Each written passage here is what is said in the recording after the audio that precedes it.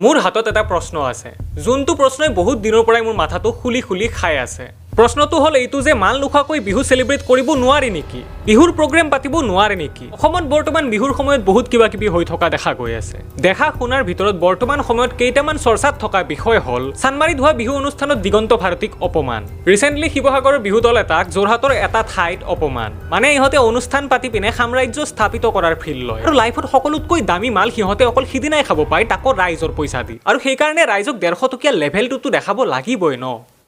So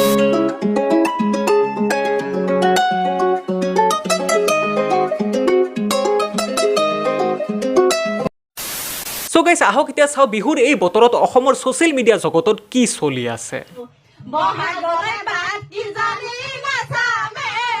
ইমানখিনি খাবতি কৰাৰ পাছত আৰু বাট চোৱাৰ কথা আহি নপৰে যি কৰিব আছে দুইজনে সোনকালে কৰি লওক পাৰিলে মাইকটোৱে খাই পেলাব যেনেকুৱা কৰিছে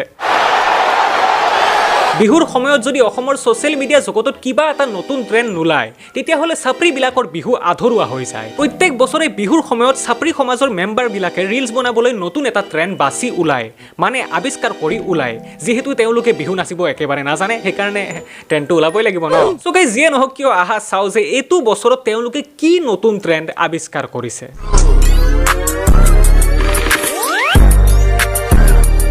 এটো ট্ৰেন্ডক কিবা বলে ফিট চেক বুলি কয় আৰু যোন কেইজনী ছোৱালীয়ে এটো ট্ৰেন্ডত ৰিলছ বনাইছে তেওঁলোক একোজনী জধা মূৰ্খ কাৰণ তেওঁলোকে গমে নাপাইছে তেওঁলোকৰ ঘৰত আইনা আছে ফিটিং চেক কৰিবলৈ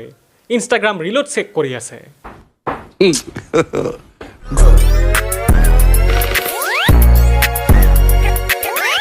এতিয়া গাইস বিশ্বাস কৰক ইনষ্টাগ্ৰামত এটো ভিডিঅ'ত 5 লাখ লাইক সুন্দৰ বস্ত্ৰ এজোৰৰ লগত সুন্দৰ শৰীৰটো প্ৰদৰ্শন কৰিলে লাইকটো আহিবই ন তো অনেষ্টলি যদি ক'ব যাও ইয়াতকৈ বেছি তেতিয়া ভাল লাগিলে হয় যোনসকলে এইটো ট্ৰেন্ডত দেহা কঁকাল পেট যি দেখাই কিনে ভিডিঅ' বনাই আছে সেইবিলাক নেদেখাই পিনে যদি অলপমান বিহু নাচি দিলে হয় তেতিয়া ভাল লাগিলে হয় লাগিলে ভাই এনেকেই নহওক কিয়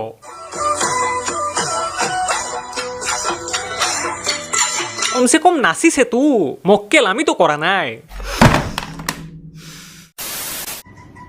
দুদু ওলাই বিহু পাতা কোনে কোনে দেখিছ বে মানুহে মাত মাতিব পৰা নাই সবতছে ডাঙৰ কথাটো হৈছে যে অসমৰ মানুহে কেলা মাত মাতিব নোৱাৰে কোনোবাই বোলে দুদু ওলাই বিহু পাতিছে বোলে ফ'ৰ চাম চলি আছে বোলে কি মাত মাতিব পৰা নাই মাত আমি মাতি লম প্ৰথমতে আপুনি এইটো কওক যে বিহুখন হৈ ক'ত আছে কাৰণ দুদু ওলাব কেনেকে বিহুৰ সৈতে আমি এনেকুৱা ধৰণৰ অপমান সহ্য কৰিব কোনো পধ্যে নোৱাৰো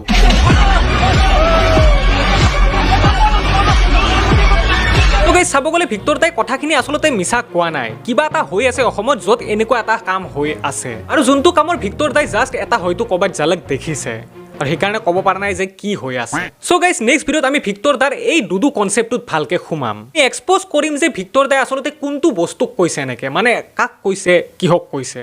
সো আজিলৈ ভিডিঅ'টো এইখিনিতে সামৰিলো কাৰণ কালি কথা পাতিম সেইটো ভিডিঅ'ৰ ওপৰত